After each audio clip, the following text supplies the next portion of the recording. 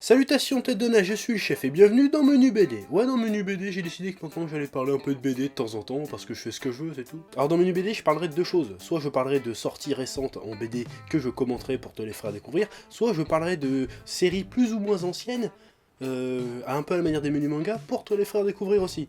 Parce qu'en fait, je découpe pas comme pour les menus manga, parce que sinon ça fait des mini-menus BD, des mini-menus comics, c'est le bordel. Alors, menu BD, point barre, t'as compris ou pas? Et pour cette première, on va parler d'une sortie BD. Masiko. Oh yeah, bitch. Masiko est une bande dessinée de Florent Maudou, éditée par Ankama Édition sous le label 619. Le label 619, c'est une collection d'œuvres un peu underground, un peu street, un peu badass, un peu fantastique d'Ankama Édition. Masiko est d'ailleurs un spin-off ou une préquelle à la BD Freak Squill du même auteur. D'ailleurs, faudra que je parle de Freak Squill à un moment donné. Enfin, d'abord, faudra que je lise toute la série parce que j'ai lu que les deux premiers tomes et il y a un paquet de temps déjà. Donc, faudra que je me mette à jour. Mais en tout cas, si tu connais pas, je te le conseille parce que c'est vachement cool, Freak Squill. L'ouvrage que je te présente aujourd'hui est un recueil d'histoires courtes déjà publié dans les numéros de Doggy Bag. Doggy Bag est une espèce de magazine inspiré du pulp et des vieux films et comics de genre, et c'est cool. Le bouquin contient aussi une histoire inédite. Bref, tout ça c'est bien beau, mais de quoi ça parle donc? Masiko nous raconte l'histoire de Masiko. Oh bah merde, celle-là je l'ai pas vu venir. Oh bah dis donc. Masiko nous raconte donc l'histoire de Masiko, ex-tueuse professionnelle pour le compte des triades chinoises, qui est en cavale avec son bébé dans l'espoir de lui offrir une vie et une enfance normale. Problème, elle est pourchassée par les triades et il lui arrive tout un tas d'histoires bizarres qui l'empêchent de vivre une vie normale avec son enfant. Du coup, elle passe son temps à défoncer des malfrats et des monstres, et c'est cool. Alors, juste pour info, le petit bébé qu'elle trimballe, la Masiko, en fait c'est Xong Mao, ou Xong Mao, je sais pas, je parle pas chinois,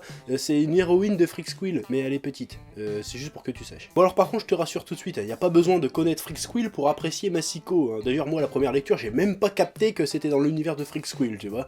Ouais, en plus, c'est marqué sur la couverture, hein, mais des fois, je suis un peu lent. Et donc, qu'est-ce que j'en ai pensé? Eh bien, j'ai kiffé ma race, mon gars. Ouais. Le côté mafia, pulp, kung-fu fantastique, un peu tarantinesque, des persos badass qui crachent 15 punchlines à la seconde en dégommant tout ce qui bouge, tout en lâchant leur point de vue acerbe et aiguisé sur le monde qui les entoure. Tout le côté contre-culture qu'avaient les BD, manga, comics et films dans le temps et que je trouve c'est vachement perdu aujourd'hui. Et retrouver un peu cet esprit-là dans une BD d'aujourd'hui française qui plus est, et ben moi ça me fait plaisir, moi, ouais. En plus, Masiko c'est un personnage super cool. Comment tu peux faire plus cool qu'une maman sexy qui découpe des monstres et des malfrats tout en ayant son gosse attaché dans le dos? Ah si, peut-être en filant un flingue au gosse.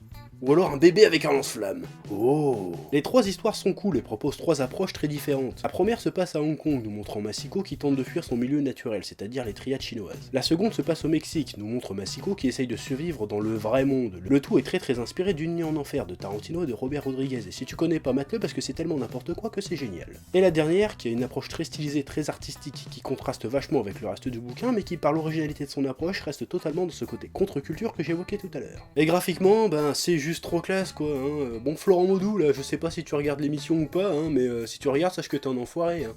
Ton truc est tellement trop bien que ça me donne vachement envie de dessiner, tout en ayant la conviction profonde que je ferai jamais aussi bien. C'est pas gentil de faire ça aux gens. C'est à la fois super beau et super dynamique, et les couleurs déchirent, le découpage déchire, tout déchire, c'est absolument génial quoi. Donc les gens, si vous voulez de la bonne BD, de la très bonne BD, un peu trash, un peu badass, un peu cool, un peu funky, un peu kung-fu-esque, et ben lisez Masiko parce que c'est vachement bien et que moi j'ai bien kiffé, j'ai relu le machin au moins 6 ou 7 fois depuis que je l'ai reçu. C'est cool, c'est fun, alors allez regarder ça. Moi en attendant, je vais le relire une 10e fois parce que j'ai envie. Allez, salut.